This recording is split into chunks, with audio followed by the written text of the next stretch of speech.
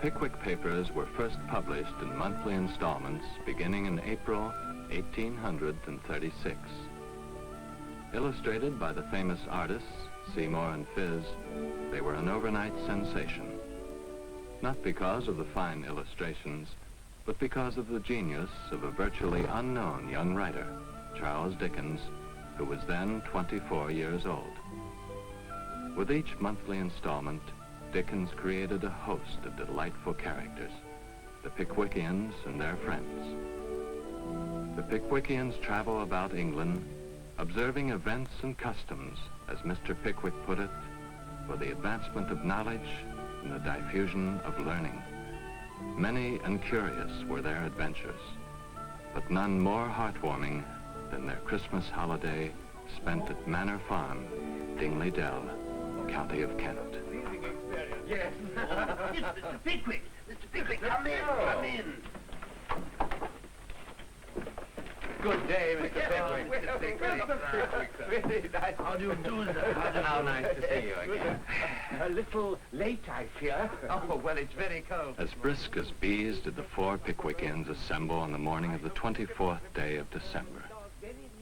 Somewhat tardy, but in his customary good humor, was Mr. Samuel Pickwick himself, the amorous Mr. Tracy Tupman, the poetic Mr. Augustus Snodgrass,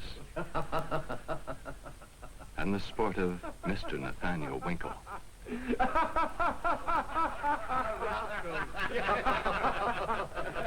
Mr. Pickwick's drink. Yes, sir. Mr. Pickwick. Oh, thank you. This is yours, Winkle. Thank you. Gentlemen, I give you Christmas. Christmas in all his bluff and hearty honesty. Christmas. To Christmas. Father Christmas.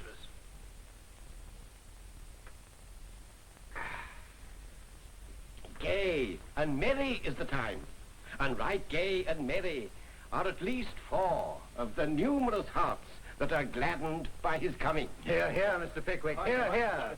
And numerous indeed are the hearts to which Christmas brings a brief season of happiness and enjoyment. Numerous indeed. Here. Right, sir. How many families whose members have been dispersed and scattered far and wide in the restless struggle of life are then reunited.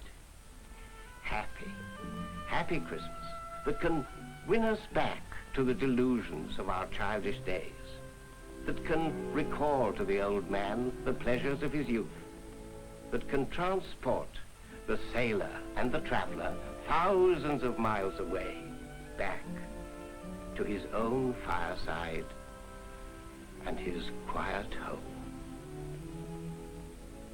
Now then, gentlemen, the Muggleton coach is about to depart, if you please. My coat! Have you seen my pass?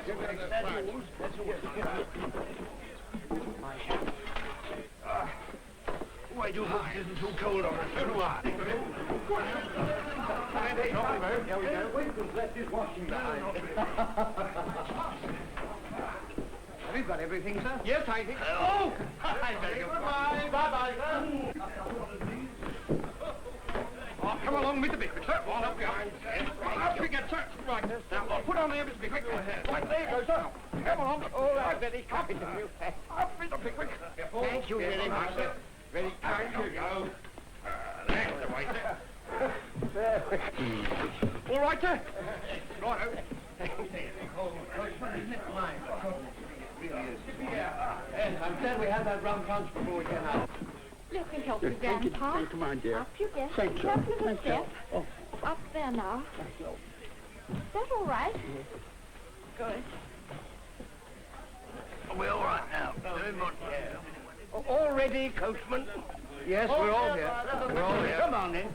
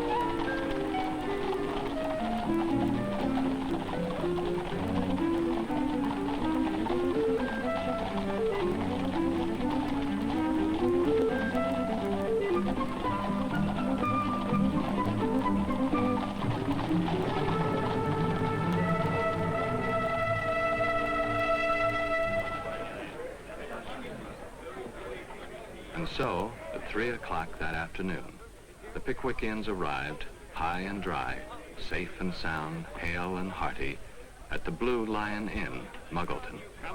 Thank you, Sam, thank you. Now then, see to the luggage. Yes, sir.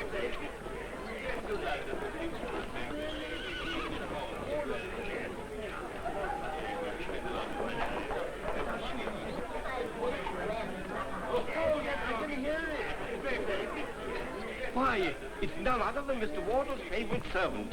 Did he send you to meet us? Yes, Mr. Pickwick. Merry Christmas to ye. And a Merry Christmas to you, my young friend. You look rosy enough. I've been asleep, right in front of the tap-room fire. Master sent the shay cart to carry your luggage up to the house. He'd have sent some saddle horses, but he thought you'd rather walk, being a cold day. Yes, we would rather walk. Good for the circulation. Here, Sam. Yes, sir. Help Mr. Wardle's servant to put the luggage into the cart and then ride with him. Yes, sir. We shall walk on. Come, gentlemen. Forward to Dingley Dell. So, I'm to help you put the luggage in this here cart. That's right.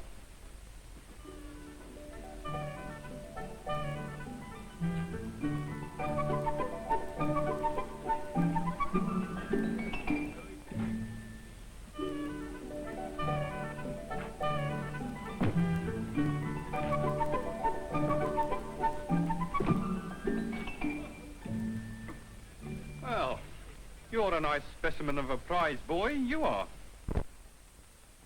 Thank ye.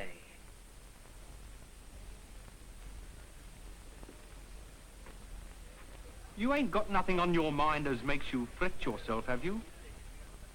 Not as I knows on. I should rather have thought to look at you that you was labouring under an unrequited attachment for some young woman. No. Well, I'm glad to hear it.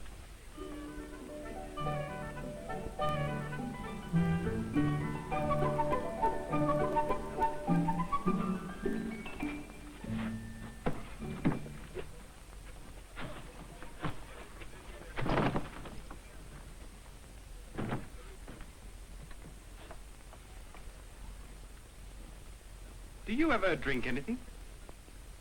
I likes eating better. Ah, I should have supposed that. But what I mean is, should you like a drop of something as 'ud warm you? But then, I suppose you never was cold, was you? Sometimes. And I likes a little something when it's good. Oh, you do you?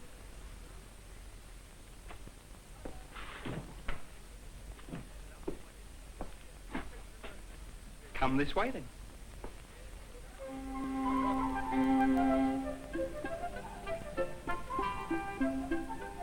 Meanwhile, Mr. Pickwick and his friends proceeded cheerfully on.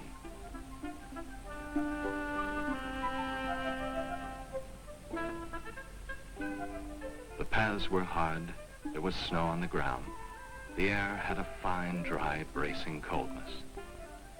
But if they were social and happy outside the house, what was the warmth and cordiality of their reception when they reached the farm?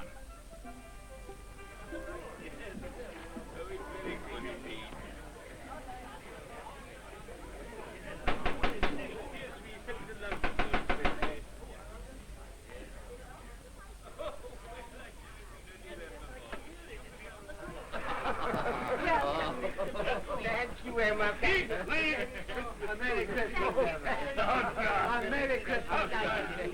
Welcome. Thank you. Take off your coat.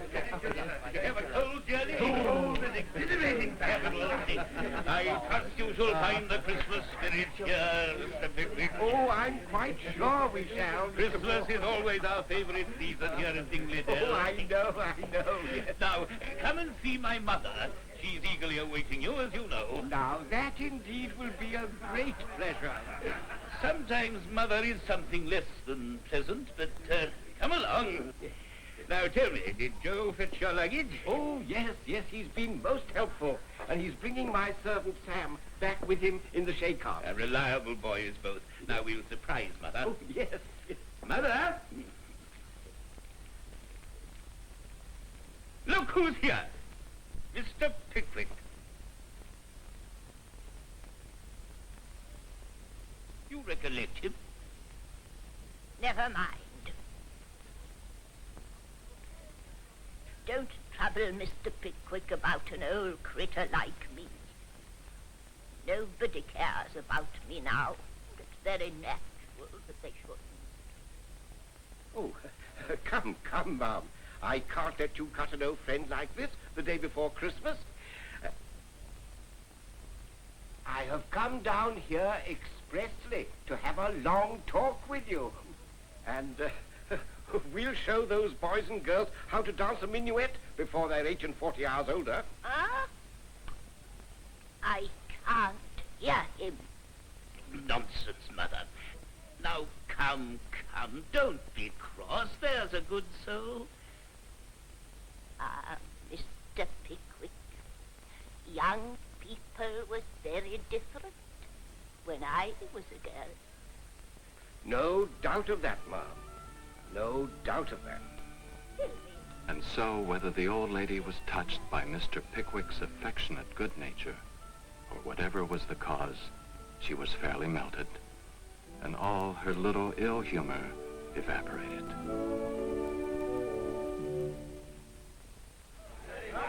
Rather lovely one. Oh, it is, yes. We sent to London specially for it. The best you can get. A happy party they were that Christmas Eve.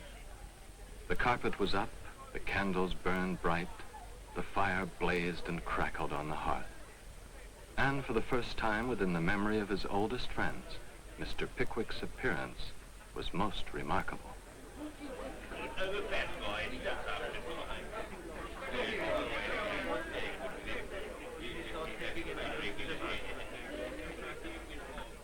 Well, Pickwick, enjoying yourself? A delightful evening, delightful. You mean to dance, I take it? Of course I do. Don't you see? I am dressed for the purpose. You in silk stockings? And why not, sir? Why not? I suppose there's no reason why you shouldn't wear them, sir. I imagine not, sir. I imagine not. You see nothing extraordinary in the stockings? As stockings, I trust, sir? Certainly not, sir. Certainly not. We are all ready for the dancing, I believe. We are. Gentlemen, choose your partners.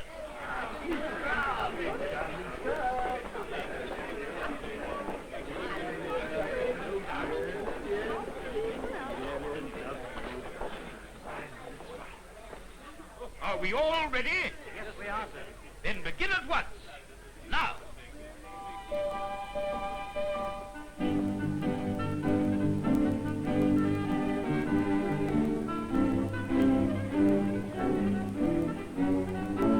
Stop! What's the matter? What's happened? Winkle's missing. And Arabella. Where are they? Winkle, where are you? Winkle! I say, Winkle! Yes, here we are. What an extraordinary thing it is that you couldn't have been in your place before. Not at all extraordinary. Well, I don't know that it was so extraordinary either, after all.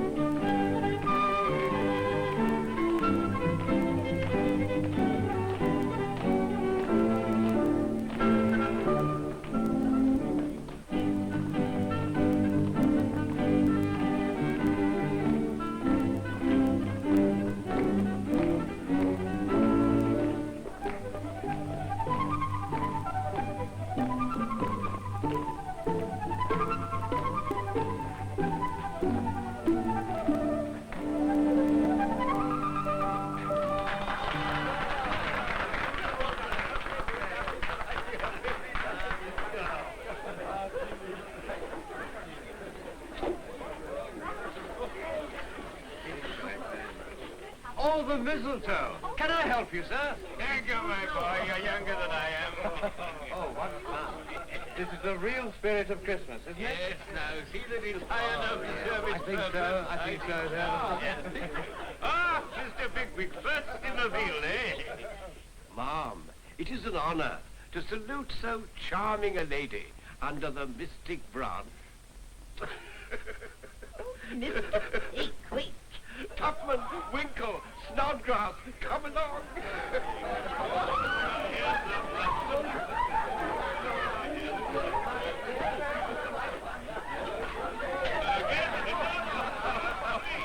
Now then, ladies, now don't be coy. Come along, submit with good grace.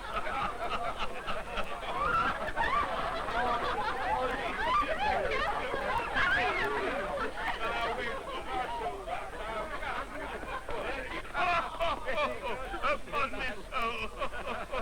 They are having a go, Pickwick.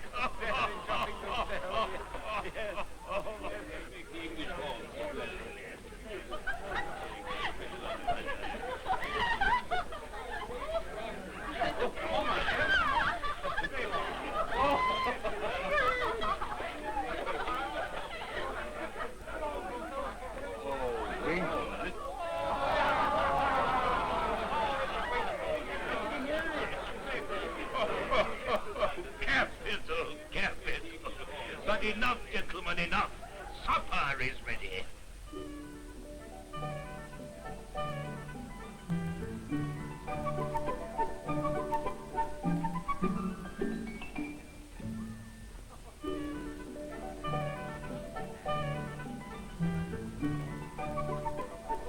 The screaming had subsided, and faces were in a glow and curls in a tangle.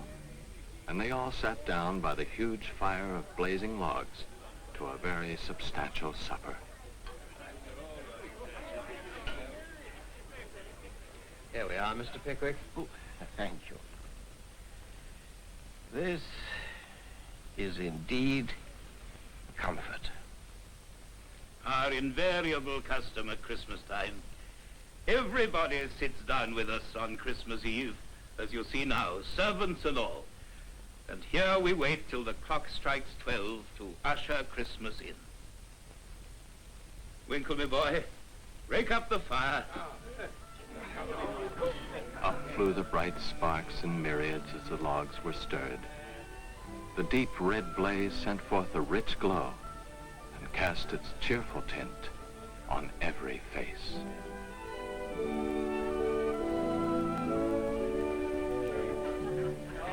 Ladies and gentlemen, let's drink to Christmas. To Christmas.